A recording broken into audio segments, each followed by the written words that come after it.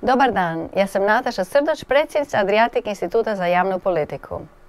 Prema indeksu ekonomske slobode za 2015. godinu, kojeg zajednički objavljuju Wall Street Journal i Heritage Foundation, ocjena ekonomske slobode u Hrvatskoj je 61,5 boda od ukupno mogućih 100, što je svrstava među umjereno slobodne ekonomije svijeta. Na svjetskoj listi Hrvatska je na 81. mjestu od ukupno 178 ocijenjenih zemalja i na 35. mjestu od ukupno 43 ocijenjene zemlje u regiji Europe. Iako se ocjena hrvatske ekonomske slobode poboljšala za 1,1 bod u odnosu na prošlu godinu, Hrvatska nastavlja zaostajati za drugim ekonomijama u regiji i njezina ukupna ocjena ostaje ispod regionalnog prosjeka. Ekonomska sloboda je osnovno pravo svakog ljudskog bića da kontrolira svoj vlastiti rad i vlasništvo. U društvu koje je ekonomski slobodno, pojedinci su slobodni raditi, proizvoditi, trošiti i ulagati na način na koji oni žele i uz nepristranu primjenu zakona, s ekonomskim slobodama istovremeno zaštićenim i poštovanim od strane države. Viša ekonomska sloboda povezuje se s višim društvenim i ekonomskim vrijednostima, poput većeg dohotka po glavi stanovnika, viših stopa ekonomskog rasta, boljeg životnog standarda, kvalitetnijeg zdravstva, obrazovanja, razvijene demokracije, ukidanje siromaštva i bolje zaštite okoliša. Hrvatska je ocijenjena u kategoriji slobodnih ekonomija u području monetarne slobode, slobode trgovine i slobode ulaganja.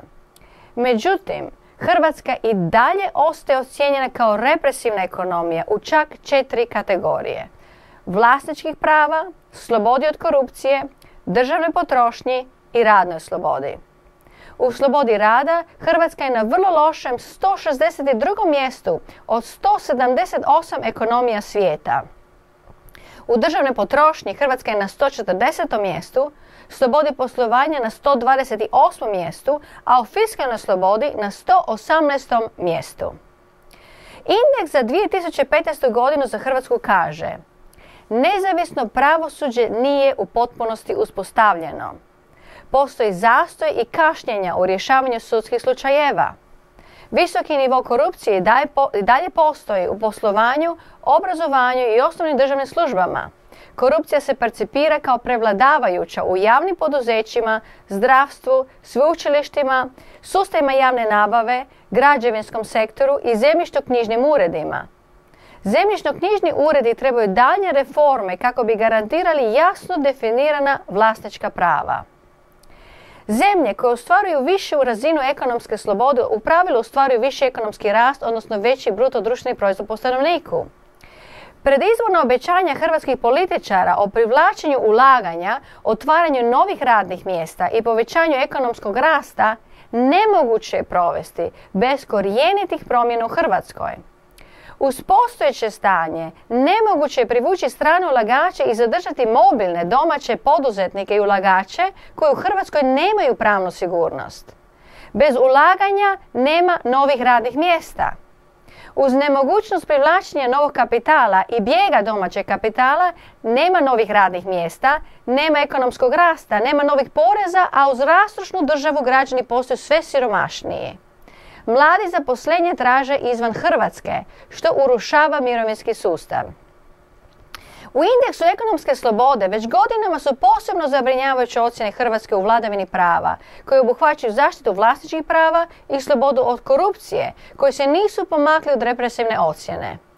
Za povećanje životnog standarda građana i zaustavljanje ekonomskog pada Hrvatske neophodno je uspostaviti zaštitu vlasničkih prava, nezavisno pravosuđe i iskorijeniti korupciju. Svih 10 kategorija ekonomske slobode je u domeni državne politike i zakonodavnim okvirom i javnom politikom mogu se postaviti temelji za povećanje ekonomske slobode građana. Prvo treba uspostaviti nezavisno pravosuđe i vladavinu prava. Drugo, iskorijeniti korupciju. Treće, smanjiti porezni teret građanima. Četvrto, smanjiti državnu potrošnju. Peto, omogućiti nesmetanu registraciju, poslovanje i zatvaranje poduzeća. Šesto, omogućiti zaposlenicima i poslodavcima slobodu ugovaranja uvjeta rada. Sedmo, održavati stabilnost cijena kroz nisku inflaciju i prepustiti tržištu formiranje cijena. Osmo, eliminirati carinska davanja i necarinske barijere. Deveto, omogućiti ulaganje u sve sektore, domaćim i stranim ulagačima bez prepreka. I deseto, omogućiti veću konkurentnost financijskog sektora i potaći razvoj tržišta kapitala. Pretpostavka za provođenje svake od navedenih mjera je vladavina prava. U svakoj od ovih mjera isti zakoni vrijede za sve građane i niti jedan pojedinac nije iznad zakona. Pogodovati se ne može niti jednom pojedincu, odnosno vlasniku ili vlasnicima tvrtki. Pokušaj korupcije se mora strogo kažnjavati. Hrvatska treba stvoriti uvjete, priliku za svakoga, favoritizam za nikoga. Hvala vam na pažnji. Posjetite nas na našoj web stranici adriaticinstitute.org, na našoj Facebook stranici adriaticinstitute.croatia i na našem blogu Adriatic Instituta Libertas. Hvala vam.